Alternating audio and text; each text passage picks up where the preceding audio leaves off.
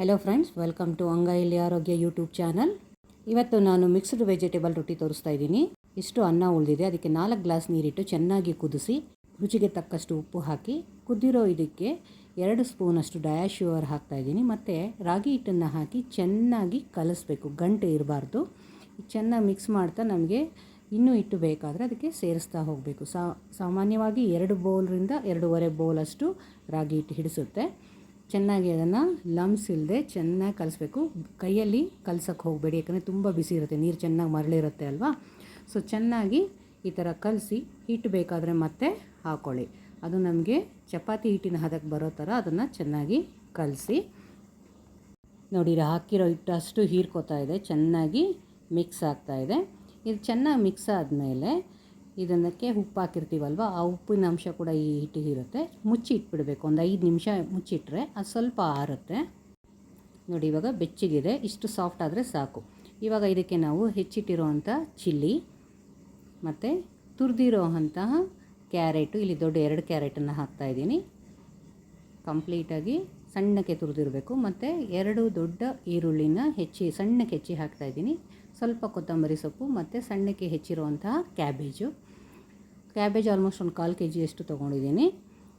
ಎಲ್ಲನೂ ಹಾಕಿ ಮೇಲೆ ಒಂದು ಸ್ವಲ್ಪ ಕರಿಬೇವನ್ನು ಸಣ್ಣಕ್ಕೆ ಹೆಚ್ಚಿ ಹಾಕಿದ್ದೀನಿ.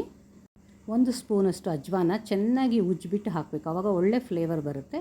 ಈಗೆಲ್ಲ ತರಕಾರಿಗಳನ್ನ ಚೆನ್ನಾಗಿ ಕಲಸಿ, ಅದು ಕಲಸಿದ ಮೇಲೆ ಅದಕ್ಕೆ ಮತ್ತೆ ಹಿಟ್ಟಿನ ಜೊತೆ ಸೇರಿ ಚೆನ್ನಾಗಿ ಕಲಿಸ್ಬೇಕು.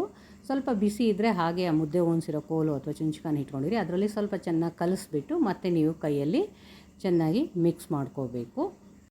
ಒಂದು ಎಣ್ಣೆ ಪ್ಯಾಕ್ ಅಥವಾ ಬಟರ್ ಪೇಪರ್ ತೊಗೊಂಡು ಅದ್ರ ಮೇಲೆ ಸ್ವಲ್ಪ ಎಣ್ಣೆನ ಹಾಕಿ ಈ ಕಲಸಿಟ್ಟಿರೋವಂಥ ಹಿಟ್ಟನ್ನು ಚೆನ್ನಾಗಿ ಉಂಡೆಗಳು ಮಾಡಿಕೊಂಡು ಅದ್ರ ಮೇಲೆ ನಾದಿ ಲಟ್ಟಿಸಿ ಅಥವಾ ತಟ್ಟಿ, ನಿಮಗೆ ಯಾವ್ದು ಬರುತ್ತೋ ಅದನ್ನು ಮಾಡ್ಬೋದು. ಇದಕ್ಕೆ ಸ್ವಲ್ಪ ಎಣ್ಣೆ ಹಾಕಿಬಿಟ್ಟು ನಾವು ಈ ಥರ ಲಟ್ಟಿಸ್ಬೇಕಾದ್ರೆ ನಾವು ಪೇಪರ್ನೇ ರೌಂಡಾಗಿ ತಿರುಗಿಸ್ಕೊತಾ ಮಾಡಿದ್ರೆ ಈ ರೊಟ್ಟಿ ಏನಿದೆ ಇದು ಹರಿಯೋದಿಲ್ಲ. ಮತ್ತು ಜಾಸ್ತಿ ತರಕಾರಿ ಹಾಕಿದ್ರೂ ಇದು ಹರಿಯೋದಿಲ್ಲ, ಆ ಜಿಗಿ ಬಂದಿರುತ್ತೆ, ಯಾಕಂದರೆ ಮರಳೋ ನೀರಲ್ಲಿ ಕಲಸಿರ್ತೀವಲ್ಲ. ನೋಡಿ, ಲಟ್ಟಣಿಗೆಯಲ್ಲಿ ಚೆನ್ನಾಗಿ ಲಟ್ಟಿಸಿದ ಮೇಲೆ ಎಡ್ಜಸ್ ಸ್ವಲ್ಪ ಓಪನ್ ಆಗುತ್ತೆ, ಅದನ್ನು ಈ ಥರ ನೀಟಾಗಿ ರೌಂಡ್ ಶೇಪ್ ಕೊಡಬೇಕು. ಈಗ ಹಂಚು ಕಾದಿರೋ ಹಂಚು ಮೇಲೆ ಈ ಪೇಪರಿಂದ ಕೈಗೆ ಈ ರೊಟ್ಟಿನ ತೊಗೋಬೇಕು.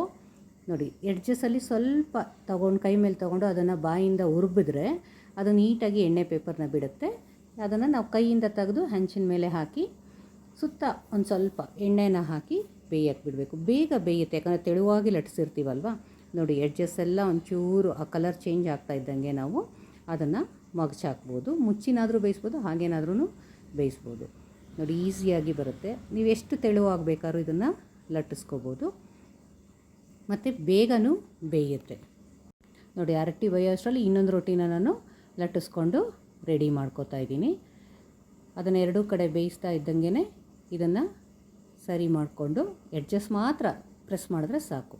ಇದನ್ನು ತೆಗೆದು ಮತ್ತೆ ಒಲೆ ಮೇಲೆ ಹಾಕಿ ಬೇಯಿಸೋದು. ನೋಡಿ, ಎಷ್ಟು ಚೆನ್ನಾಗಿ ಬಂದಿದೆ, ಕಲರ್ಫುಲ್ಲಾಗಿದೆ. ಮತ್ತು ಆ ಡಾಟ್ ಬಂದರೆ ಸಾಕು, ಬೆಂದಂಗೆ ಅದು ಫುಲ್ಲು ಸಾಫ್ಟಾಗಿ ಬಿಸಿ ಬಿಸಿಯಾಗಿ ರೊಟ್ಟಿ ರೆಡಿಯಾಗಿದೆ.